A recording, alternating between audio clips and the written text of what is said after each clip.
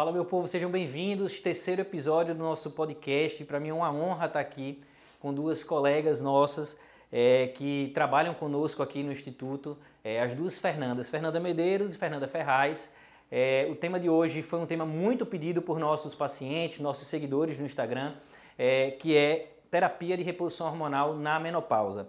Vamos ter uma missão que eu diria é uma missão quase impossível de tentar enxugar em 30 minutos um tema tão amplo como esse, tá bom? Para começar, eu queria agradecer a vocês duas, agradecer a Fernanda Medeiros, ginecologista, a Fernanda Ferraz, que trabalha com a gente aqui na parte da nutrologia também.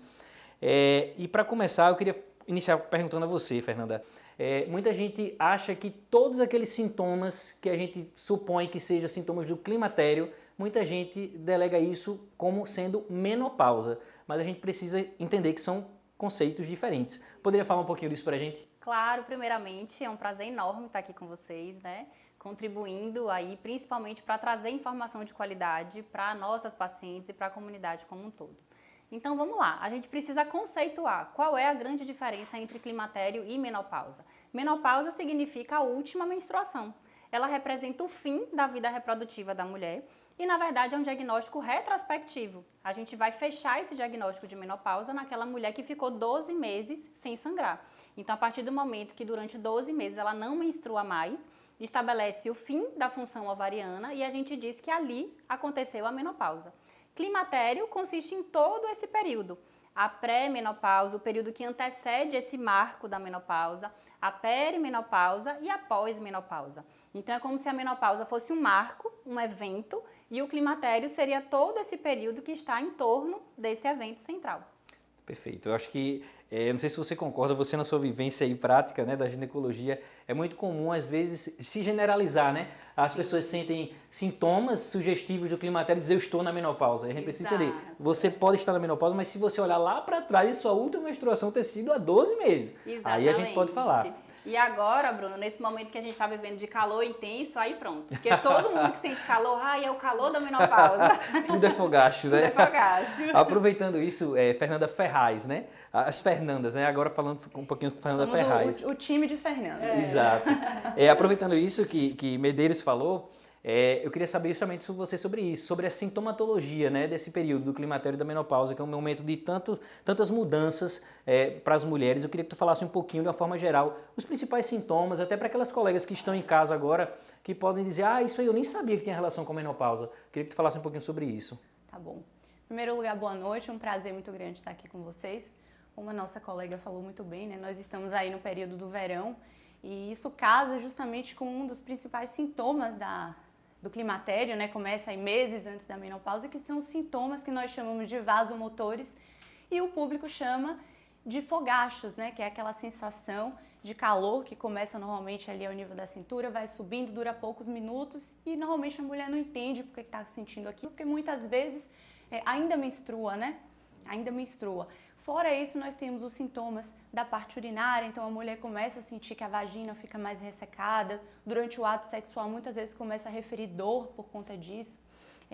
Temos aí a questão da incontinência urinária, então a mulher começa a ter mais dificuldade de segurar a urina, né? A partir do momento que ela sente vontade de urinar, precisa ir correndo para o banheiro, não consegue esperar muito tempo. E temos aí uma questão que incomoda muito, que são as disfunções da parte sexual. Então a mulher começa a ter uma queda da libido, diminuição da vontade de procurar o parceiro, demora mais para sentir, né, a sensação durante a relação sexual fica reduzida, demora para chegar ao orgasmo, então isso é uma das coisas que mais incomoda. Fora isso, a gente tem também as alterações de humor, então uma mulher que nunca teve depressão, nunca teve ansiedade, começa a ficar mais irritada, começa a não dormir bem à noite, começa a ter sintomas depressivos, tem vontade de chorar de repente. Então esses são alguns dos principais sintomas, né, que a gente costuma observar nesse período. Perfeito. Uma coisa que eu acho interessante falar é que as mudanças na nossa vida, ela acontece em várias fases, né? A gente tem aquelas fases de adolescência, tem várias fases de mudança na nossa vida, e eu acho que o interessante é a gente entender que isso faz parte. E a partir do momento que a gente entende que aquilo faz parte do nosso processo natural de envelhecimento, eu acho que a aceitação é maior, a procura pelos colegas médicos é mais eficaz e termina sendo mais efetivo até o próprio tratamento, né? Exato. Certo. Bruno, me permita À vontade. fazer duas pontuações. Isso que você falou é extremamente interessante. Agora a gente tem que ter uma atenção para essas pacientes, porque o que eu recebo muito no meu consultório são pacientes que vêm sofrendo muito por conta dessa transição, que não é fácil. É uma transição que envolve muitos aspectos hormonais, físicos e psicológicos, emocionais. E elas batem na porta dos ginecologistas mais tradicionais e escutam assim: seja bem-vinda, a partir de agora vai ser assim. Então, assim, é um fenômeno natural, faz parte do ciclo. Aquela questão bem da aula de biologia, a gente nasce, a gente cresce, a gente reproduz e a gente morre, então faz parte de um ciclo, mas assim, hoje a gente busca uma expectativa de vida maior, então a gente não quer apenas anos a mais, a gente quer qualidade de vida nesses anos a mais, então a gente não pode simplesmente aceitar que é assim e acabou, e a mulher vai padecer o resto dos anos que ela tem. Então, assim, eu sou uma defensora absurda do tratamento dessas pacientes, porque eu acho que são pessoas que têm filhos criados, que já têm independência financeira, que já têm amadurecimento emocional. Então, assim, tem tudo para ser a melhor fase da vida dessa mulher. Mas aí vem a sarcopenia, vem o cansaço, a falta de libido, a oscilação de humor. Então, assim, eu acho que é um pouco injusto. Então, que bom que a gente tem tratamento para dar a essas pacientes. Perfeito. E fazendo um gancho com o que Nanda falou, uma coisa que eu gosto de trazer para as pacientes para que elas entendam é que cada sintoma está relacionado a uma deficiência hormonal. Então, quando você vai entrando nesse processo de falência ovariana, você vai cursando com a falência, com a diminuição da produção do estrogênio, da progesterona e da testosterona.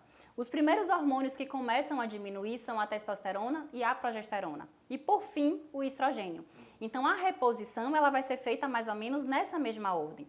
E por isso que os sintomas têm uma ordem cronológica para se apresentar. O primeiro de todos são justamente relacionados a alterações do ciclo menstrual. Então, é aquela mulher que tinha um ciclo certinho de 28, 30 dias, de repente esse ciclo começa a encurtar. E aí ela fala, nossa, eu estou menstruando mais, ao longo de um mês eu menstruo 2 vezes. Então, o ciclo vai ficando mais curtinho e mais intenso.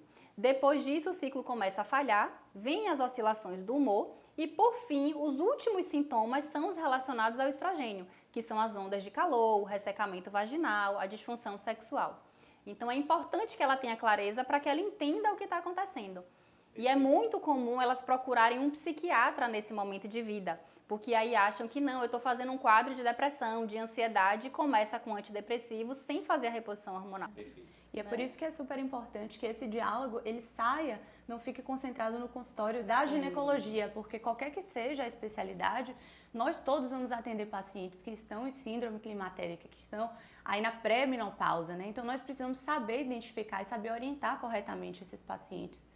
E assim, só complementando o que vocês falaram, é exatamente isso. Eu acho que o que diferencia um bom médico é exatamente isso que você falou. É a questão da empatia, você colocar-se no lugar do outro, né? Você entender o processo, você entender... Cada paciente responde de uma forma. Então, determinados pacientes vão ter uma alteração de humor muito mais evidente do que outras que vão se... ficar muito mais chocadas com aquelas ondas de calor e aquilo vai comprometer muito mais. As pessoas respondem diferentes a fatores diferentes, né? Até por questões físicas. Então, se é uma paciente que é mais gordinha, digamos assim, ela vai ter uma produção extra-ovariana de estradiol. Então, com isso, ela consegue minimizar esses efeitos da deficiência de estrogênio. Exatamente. Né? Então, assim, tem outros vieses que a gente tem que avaliar e não achar que todo mundo vai seguir aquele mesmo padrão. Perfeito. Continuando, eu queria perguntar a você agora, Fernanda Ferraz. Diante de tudo isso que a gente falou, eu sei que é uma pergunta difícil e até, enfim, muito ampla. A gente tentar enxugar tudo isso é uma tarefa difícil hoje para a gente. Mas a pergunta que eu queria te fazer é o seguinte, diante de tudo isso, na sua opinião, que foi uma das perguntas das pessoas que nos seguem, fazer ou não fazer reposição hormonal? O que é que você acha? Olha, na verdade, essa decisão precisa ser extremamente individualizada. Então, assim, nós não recomendamos de forma nenhuma fazer reposição hormonal em todas as mulheres, de uma forma geral, e não recomendamos também fazer para prevenir todos esses sintomas que nós falamos aqui. Então, a regra é não ter regra, é você conversar, avaliar quem é a paciente, quem é aquela pessoa, o que ela sente. Então, se existe um sintoma para ser tratado e se aquela paciente, sim, é candidata à reposição, se aquilo não vai trazer um risco para ela, com certeza existe aí uma indicação formal de reposição, para que a gente melhore a qualidade de vida daquele ser humano que nós estamos lidando. Mas, se não existe sintoma, nós não temos respaldo para repor. Uhum. Eu acho que é bem isso, a medicina é isso, né? Nem sempre é nunca e nunca é sempre, né? Exatamente. A medicina nem nunca nem Né? sempre. Porque é isso, eu acho que quando a gente entra na faculdade de medicina, a gente se frustra um pouco, porque a gente acha que vai ter resposta para tudo. E muitas vezes a resposta é a ausência de resposta, né? Exatamente. E eu acho que é bem por aí. Perguntando a você, Fernanda Medeiros, em relação a conceito agora um pouco mais técnico, eu acho, né? Sim. Sobre as vias de administração da terapia de reposição hormonal. Isso é ótimo da gente falar, né? Desculpe te interromper, Não, Daiane. à vontade. Era isso que eu ia lhe perguntar Que é um mesmo. tema que me empolga, e aí eu Não. saio falando demais. E pra gente é um prazer lhe ouvir, fica à vontade. É isso Eu mesmo. sou defensora nata de falar de menopausa, de falar de reposição hormonal, porque um lema da minha vida é que a gente está aqui para ser feliz. Então, assim, se tem alguma coisa que não está legal, a gente tem que correr atrás de melhorar. E eu vejo muito isso nas minhas pacientes. São pessoas assim que tinham tudo para estar vivendo a melhor fase da vida e de repente não estão. Então, esse tratamento vem resgatar essa qualidade de vida dessas mulheres, né? Em relação às vias, às vias que você pode fazer a reposição hormonal, é muito interessante falar sobre isso. Porque a gente vem de vias clássicas, como a via oral, os comprimidos, a via transdérmica através do adesivo, e agora isso vem se modernizando um pouco mais. A gente sabe que a via oral, qualquer tratamento que você faça pela via oral, tem o processo de primeira passagem hepática. Então, quando o estrogênio, quando esses hormônios passam pelo fígado, termina aumentando fatores que propiciam coagulação, aumentam o efeito protrombótico. Então, tem uma gama de efeitos colaterais. Então, hoje a gente tem dado prioridade às vias que são chamadas de vias não oral. Principalmente a via transdérmica, que pode ser feita através de adesivo, do próprio gel que você pode passar todos os dias, e também o implante, que traz uma comodidade incrível para a paciente. Porque o grande problema da via transdérmica é ela ter aquela disciplina de passar todos os dias, e uma coisa que muita gente não sabe, mas que é extremamente importante quando falamos de reposição hormonal, principalmente com testosterona, que é a contaminação cruzada. Então, assim, de um tempo para cá, tem havido a gente tem percebido um aumento dos casos de puberdade precoce. E quando a gente vai avaliar isso, são crianças que moram numa casa onde a mãe, a avó, a tia fazem reposição com testosterona. E, de alguma forma, elas têm contato com esse hormônio e tem uma ativação precoce e prematura desse eixo. Então, a gente tem que ter muito cuidado com isso. O implante é aquela via que você coloca aquele pelletzinho ou aquele silástico no subcutâneo e ele tem uma liberação programada. Isso pode durar 6 meses, 4 a 6 meses ou 1 ano, a depender do implante. Então, traz essa comodidade para a paciente, né? Uma dúvida que eu ia até perguntar por curiosidade mesmo. Você percebe que as suas pacientes, elas muitas vezes desconhecem todas essas opções? Sim. Eu imagino que é uma coisa que poucas pessoas, né, que não é da área de saúde, entenda que existe toda essa gama de possibilidades. Assim, a minha amostra é um pouco enviesada, porque como eu trabalho muito com isso, as pacientes que vêm para mim, elas já vêm conhecendo um pouco do meu trabalho e já sabem mais ou menos o que elas querem. Então, é uma amostra enviesada, mas assim, se a gente for falar a nível populacional, realmente a maior parte das pessoas desconhecem e acha que hormônio ou qualquer tratamento é feito sempre via oral. E isso caiu por terra. O único hormônio que a gente faz com tranquilidade e segurança via oral é a progesterona, que a progesterona micronizada você pode fazer via oral sem maiores problemas. Mas testosterona, estradiol, isso aí a gente vai preferir outras vias. Só fazendo um complemento, desculpa, sobre o que Nanda falou. Na verdade, nos pacientes que a gente vai trabalhar com emagrecimento, normalmente esses pacientes eles vêm e eles desconhecem totalmente, né? E a maior dúvida que surge, na verdade, nesse contexto é se o hormônio engorda, né? Todo mundo vem, esse é um dos maiores tabus que a gente vê, né? Então o paciente chega, doutora, mas eu já estou acima do peso, eu não quero repor porque o hormônio engorda, eu vou ficar pior do que eu já estou. Sei bem como é isso. E na verdade isso é um grande mito, né? Até aproveitar para a gente tentar desfazer um pouco esse mito, porque o hormônio não engorda. A deficiência do estrogênio que ocorre aí no período depois da menstruação leva a uma série de alterações no corpo da mulher. Então, como por exemplo, aquela gordura que a mulher tem diferente do homem que se concentra, né, na parte das coxas, na parte do bumbum, né, do glúteo, ela começa a migrar e começa a se concentrar na parte do abdômen. Então muitas mulheres falam, nossa, mas depois da menopausa eu ganhei barriga e eu não consigo perder. Então o estrógeno vai justamente ajudar nisso aí, né, a reposição do estrógeno, a diminuir o risco desse ganho de peso com o passar do tempo, né? E, inclusive, melhorar aí a composição corporal, porque também ajuda no ganho de massa muscular. Perfeito. A própria ativação metabólica, né? Eu brinco com as pacientes assim, que quando ela entra na menopausa, é como se o metabolismo adormecesse. Então, ela muda aquele padrão corporal, ela vai fazendo um consumo de massa muscular e vai fazendo ela vai acumulando mais gordura. Tanto que na bioimpedância a gente vê lindamente aquele gráfico mudando, invertendo as curvas, né? Então, o hormônio ele vai servir como combustível para reativar aquele metabolismo. E acrescentando um pouquinho no que a Fernanda Ferraz falou, é justamente isso. A gente também não pode delegar apenas ao tratamento medicamentoso a solução de todos os seus problemas, né? O hábito de vida saudável, com a dieta equilibrada, com a prática da atividade física, enfim, cessar tabagismo, alcoolismo, o sono regular. Então, assim, o conjunto de tudo isso é que vai fazer você minimizar os seus sintomas. E não apenas o tratamento medicamentoso. A gente divide os tratamentos, de uma forma geral, na medicina, entre tratamentos medicamentosos e não medicamentosos, né? E aí a gente não pode também esquecer disso. Aproveitando, te perguntando, Fernanda Ferraz, sobre a questão dos riscos, de uma forma geral, da terapia de reposição hormonal. Queria que tu falasse um pouquinho sobre isso. Eu sei que existem diversos, mas assim, os básicos, as coisas mais significativas, né, que a gente poderia abordar em relação a esse tema. Certo, vamos lá. Então, assim, eu acho que o que é mais temido aí, o que é mais discutido é o risco cardiovascular. O que é risco cardiovascular? O risco de você ter, por exemplo, um infarto, o risco de você ter um AVC. Então, isso requer uma avaliação, na verdade, do paciente que é candidato a fazer terapia de reposição e o que não é. Então, a gente precisa avaliar se aquela pessoa já teve, né, no passado algum evento, se ela já infartou, se ela tem fatores de risco para isso, então se ela tem pressão alta, se ela tem diabetes, se ela tem um açúcar alterado no sangue, se ela tem antecedentes na família, então se ela tem muitas pessoas, muitos familiares próximos, né, que já infartaram. Isso vale também para o risco de câncer de mama, né, e câncer de endométrio, por exemplo. Então, nós precisamos avaliar se aquela mulher ela faz mamografias, né, regulares, né? Se ela já avaliou alguma vez o endométrio, a doutora Fernanda pode falar, né, melhor sobre isso, mas nós precisamos fazer toda essa avaliação, inclusive entender se essa paciente também tem familiares próximos que já tiveram câncer de mama ou câncer de endométrio. Então, esses são os principais riscos, né? E fazendo essa avaliação e escolhendo bem também a via de administração dessa reposição, a gente consegue minimizar de uma maneira muito grande esses riscos.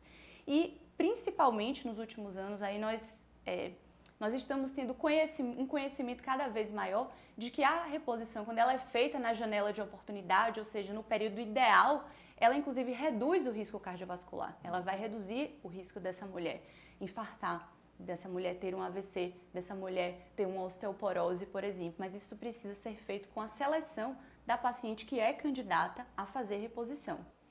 E é nesse contexto que eu queria inclusive perguntar a você, Fernanda Medeiros, né?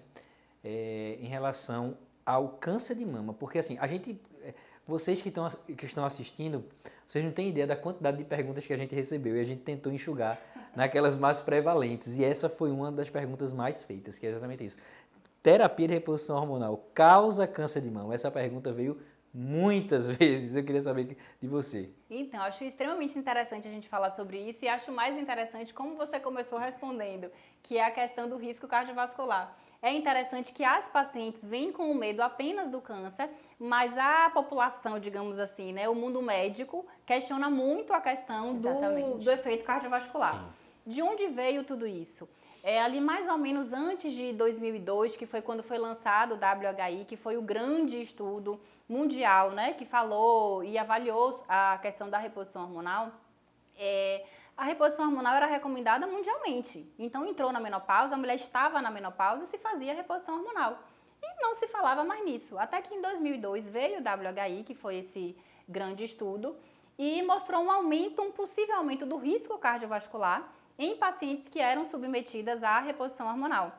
E aí, simplesmente, o estudo foi interrompido por conta desse aumento do risco e acabou. Derrubou a reposição hormonal, ninguém mais podia fazer, as próprias pacientes tinham uma resistência muito grande. Só que é interessante que esse trabalho buscava avaliar principalmente essa questão cardiovascular. Mas as pacientes que vêm com medo de usar hormônio não é pela questão cardiovascular, mas sim pelo risco do câncer de mama. E aí, qual é a grande crítica que a gente tem que fazer em relação a isso? Fernanda pontuou muito bem, existe um termo, um conceito de janela de oportunidade.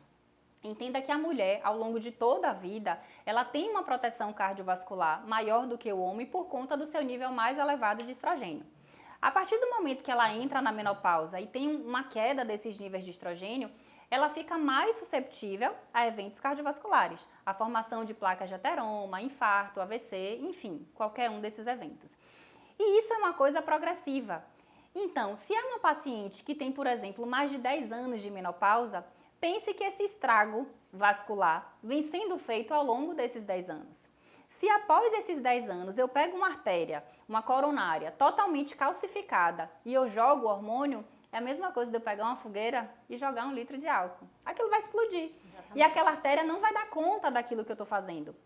Então, por conta disso, existe esse conceito de janela de oportunidade, que é um período de 10 anos, desde a menopausa até o final desses 10 anos, que é um período de segurança cardiovascular, digamos assim, que você pode iniciar a reposição hormonal para essa paciente.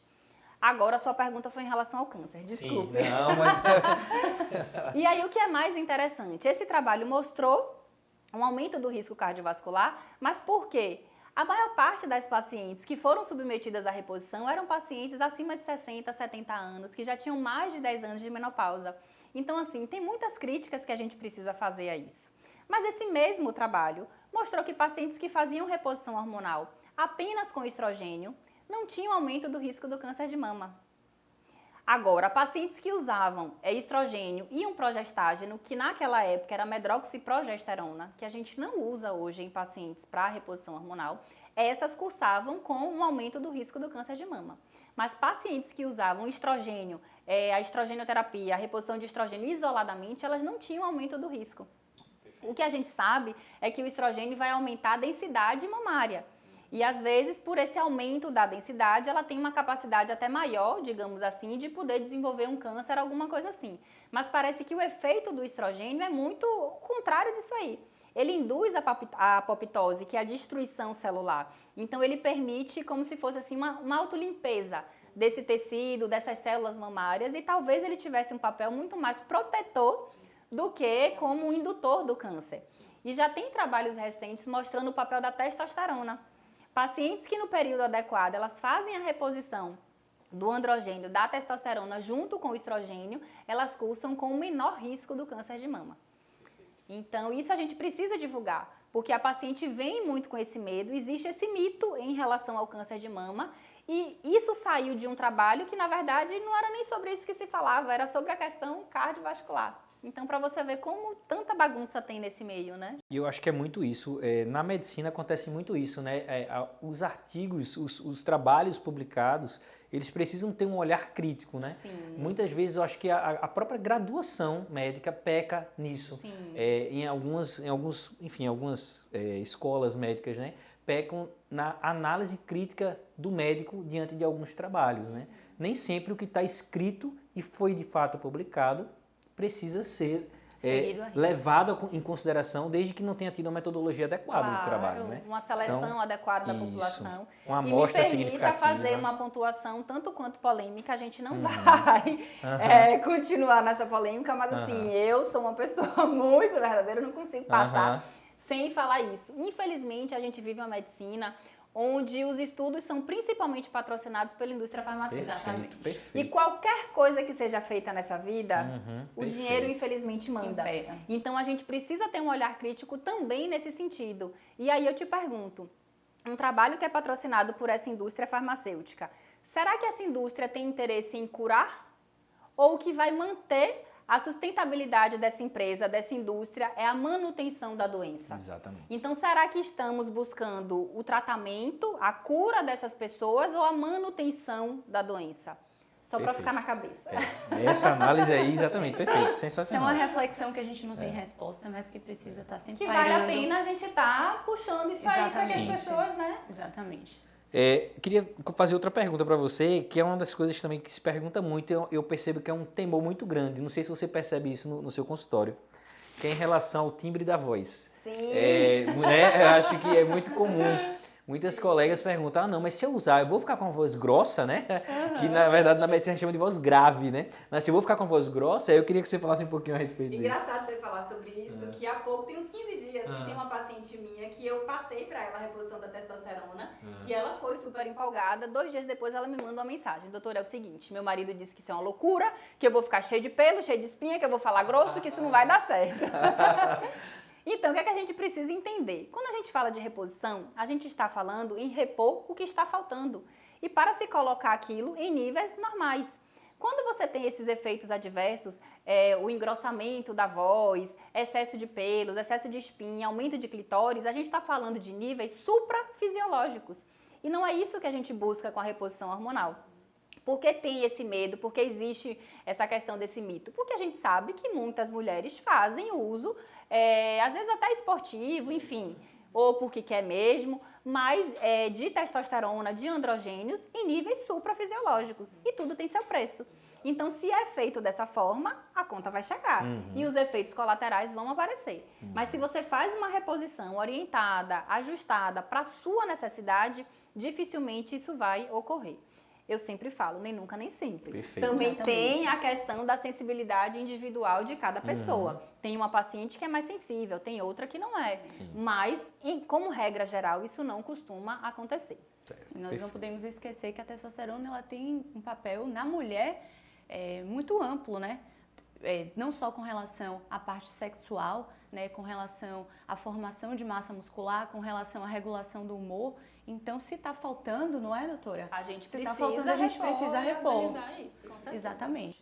E nesse contexto aí eu queria te perguntar também exatamente sobre isso, aproveitando o que Fernando Medeiros falou, em relação ao ganho da massa muscular. E a terapia de reposição hormonal ajuda a ganhar massa muscular também? Isso é uma coisa que as pessoas têm muita dúvida a respeito. Com certeza. Como eu até comentei agora um pouco antes, esse é um dos problemas, né, que a gente tem quando o estrógeno começa a faltar. Né? Não só o estrógeno, como a testosterona também ela começa a faltar. Então, a mulher começa a sentir que está perdendo massa muscular. A gente até chama isso de lipossubstituição, né, de um termo técnico da medicina. Então, a mulher começa, até dentro do próprio músculo, né, ter um acúmulo de gordura. Quando a gente faz a bioimpedância, a gente começa a notar isso, né? A concentração de gordura na região da barriga e a diminuição dessa gordura no resto do corpo, né? Associado à diminuição da massa muscular. Então, essa reposição é importantíssima, porque massa muscular é vida, massa muscular é saúde. Então, nós precisamos da nossa massa muscular para envelhecermos com saúde, para preservar nossa capacidade de nos locomovermos, de preservar nossas atividades, né, nossas atividades laborais. Hoje nós sabemos que nós estamos vivendo mais tempo, nós estamos trabalhando por mais tempo, então precisamos preservar tudo isso, precisamos ter esse olhar. Então, sim, com certeza, a reposição em níveis fisiológicos contribui e muito para a manutenção da massa muscular, inclusive para o ganho, se for importante naquela paciente. Perfeito. E o que é importante, só complementando, atentar nisso que Nanda trouxe pra gente, eu falo muito para minhas pacientes jovens. Quando eu pego a bioimpedância e ela já apresenta uma sarcopenia, eu mostro para ela a hora da gente trabalhar é agora, porque você precisa chegar na sua menopausa com uma poupança, porque é um momento metabolicamente muito mais difícil da gente fazer ganho muscular. Então, se você já chega com sua poupança, a gente tem uma tranquilidade para você gastar aquilo ali. Né? Então, isso é muito importante. A gente não pode esperar que a mulher despenque do penhasco para começar a correr atrás do prejuízo. Isso tem que ser construído desde lá dos seus 25, 30 anos. Até porque, Nanda, quando a gente repõe os hormônios, a gente sabe que a gente não anula a perda, né? Sim, a gente consegue com minimizar certeza. esses problemas. Mas essa reserva que a paciente faz durante a vida é super extremamente importante nesse importante. momento. A gente já está chegando já no final. Tem algumas perguntas aqui que eu queria tentar ser um pouco mais breve, mesmo sabendo que é um tema amplo. Mas uma delas é o seguinte, eu queria perguntar a Fernanda Medeiros o seguinte: por quanto tempo você sugere que se use a terapia de reposição hormonal? Existe isso, um tempo, um prazo para começo, para fim? Eu queria que falasse um pouquinho sobre isso. Vou te devolver a pergunta. Por quanto tempo você quer viver bem? Rapaz, eu espero viver até o fim da minha vida, eu Não espero. é? Então, assim, sabe como eu respondo? A gente usa até a missa de 7º dia. Então tá ótimo. Mas assim, claro, desde que a tarefa de casa esteja sendo feita com sucesso. A paciente precisa entender que o hormônio é a cereja do bolo. Você vai construir uma casa, eu sempre falo isso em tudo o que eu falo de menopausa. Você compra um terreno para construir uma casa, você não pega o terreno de qualquer jeito e começa a fazer sua fundação. Você vai primeiro equalizar o terreno, tirar o mato, organizar tudo, para depois você começar a sua construção. Então, o hormônio é a mesma coisa. Ele chega, por fim, em um organismo que já está organizado. E você precisa manter essa organização. Porque se você senta na jaca, faz um monte de besteira, esse hormônio, ao invés de lhe ajudar, pode ser que ele aumente risco de algumas outras coisas. Perfeito. A última pergunta que eu queria passar para vocês, eu diria o seguinte, eu acho que esse tema é tão amplo que eu diria que dava para fazer um podcast só disso. E aí, vamos tentar ver como é que a gente resume isso. Foi uma pergunta muito feita também, né? Que é em relação ao uso da gestrinona na menopausa. Essa daria com certeza. Inclusive, vamos tocar esse projeto aí, de fazer um podcast só sobre isso. Eu acho que vai ser necessário, porque assim, para quem está assistindo, não sei se conhece a gestrinona por esse nome, gestrinona, mas é algo que erroneamente, né, se divulgou, se massificou, como que se diz de chip da beleza, né? Então assim, que é um conceito errôneo, na minha opinião. Então, assim, eu queria que vocês falassem um pouquinho sobre isso. Eu sei que é um tema muito amplo, é até uma covardia da minha parte dizer assim, rapaz, fala em pouco tempo isso, porque assim, é uma coisa que deveria ter um podcast inteiro, imagine, mas eu queria ver como é que vocês conseguem resumir isso. Mas é bom que deixa um gostinho de quero mais e a gente faz de novo. Assim, polêmica é com a gente mesmo, tá? Então, vamos nessa. Eu digo que assim, é até uma forma irresponsável de se referir à gestrinona como chip da beleza. Porque assim, quer dizer que quem não tem é feio e quem vai usar aquilo vai ficar lindo, e não é assim. Porque quando não é bem indicado é uma catástrofe. E isso a gente vê no consultório todos os dias. Quando a gente fala de reposição hormonal, a gente não pode falar de gestrinona e reposição. Como o próprio nome diz, a gente repõe o que falta. Gestrinona é uma droga sintética que foi desenvolvida com o objetivo de tratamento de doenças ginecológicas de predominância estrogênica. Entenda-se por isso como endometriose, miomatose, TPM, enfim. Então você não tem como repor algo que você não produz, certo? Mas na menopausa, em casos muito bem selecionados, a gente pode lançar mão dessa gestrinona para uma proteção endometrial, substituindo em alguns casos o Mirena, por exemplo, que é aquele DIU hormonal, substituindo uma progesterona micronizada, mas isso em casos estritamente selecionados, certo? Porque a gestrinona ela pode alterar marcadores inflamatórios, marcadores metabólicos, ela pode aumentar risco de algumas complicações que vão agravar ainda mais todo esse contexto da menopausa. Então não dá pra gente rotular como chip da beleza e a gente tem que olhar isso com muito critério. A gente sabe que ela vai aumentar a massa muscular, ela vai ajudar na densidade mineral óssea. Então em pacientes selecionadas, por um curto período de tempo, ela pode sim ter uma ação benéfica, mas isso tem que ter muito cuidado. É super importante a gente pontuar que hoje, quando a gente observa as mulheres que estão aí no período da menopausa, aproximadamente 70% delas estão com sobrepeso, né? Eu diria que essa é a maior contraindicação de todas naquele momento para iniciar a gestrinona. Porque a gestrinona, né, o perfil, nós chamamos assim, o perfil ideal de mulher, obviamente que isso será individualizado no momento da consulta, mas o perfil ideal de uma mulher para usar a gestrinona é aquela mulher que está no peso ideal naquele momento, é aquela mulher que não pretende perder peso naquele momento e que consegue aderir a uma prática de atividade física regular e que tem os seus marcadores de pressão, de colesterol, tudo dentro dos conformes, porque nesse perfil de mulher, realmente, o uso da gestrinona pode trazer diversos benefícios, né? Pode auxiliar aí no ganho de massa magra, pode inclusive melhorar a composição corporal, ajudar na perda de gordura, substituição desse tecido gorduroso por tecido muscular. Porém, se você inicia o uso da gestrinona numa paciente que já está com sobrepeso, você está uma catástrofe, né? Você está simplesmente condenando essa paciente, né? Porque você não vai fazer nada de bom com ela. Então, nas pacientes que têm indicação de repor, né, de utilizar a gestrinona, a primeira coisa que nós dizemos, olha, você vai usar futuramente se você emagrecer. Então, vamos iniciar um processo de emagrecimento. Quando você chegar mais próximo do perfil do uso da gestrinona, aí sim nós podemos repensar essa situação. Então, sempre saber do arsenal terapêutico que nós temos, mas utilizar com responsabilidade. Eu não vou nem entrar também no conceito que para mim eu tenho uma visão mais ampla das coisas e eu diria assim, chip da beleza, se a gente for definir, e o que é ser belo? É algo tão amplo, eu acho, eu acho completamente insano você, eu acho bem insano você instituir algo com E aí você recebe uma paciente que não está nesse cenário ideal e ela faz uso do chip e aí ela volta super edemaciada, cheia de espinha, o cabelo caindo, oleosidade. Exato. Difícil, né? E assim, o que é belo para você não é belo para mim. Então, exatamente. Nosso tempo acabou. Eu acho que nós cumprimos a missão de tentar enxugar. Quando a gente passa dos 30 minutos, só dizendo a vocês que a ideia do nosso podcast é tentar fazer em 30 minutos, porque desde o início, eu e Lucas, a gente tinha o projeto de trazer esse podcast para que as pessoas assistam durante a prática do aeróbico. Legal. E como a gente diz, faz entre 20 e 30 minutos, então a gente assim, agora você vai ter o podcast para assistir enquanto você está lá na esteira, na bicicleta, para tentar deixar um pouco mais dinâmico o aeróbico, né? E aí quando a gente passa dos 30 minutos, eu digo agora o papel dos meninos da edição aí, que vão se virar para se virar nos 30 literalmente, né? Mas olha só, eu acho que as pessoas que estão assistindo ao vivo merecem uma colher de chá. Acho que a gente precisa responder umas perguntas, né? Vamos lá, eles editam e Pois eles editam aí e se viram. Então, assim, eu queria de verdade agradecer muito a presença de vocês. Para mim foi um prazer enorme. Hoje não contei com a presença de Lucas, que com certeza está nos assistindo.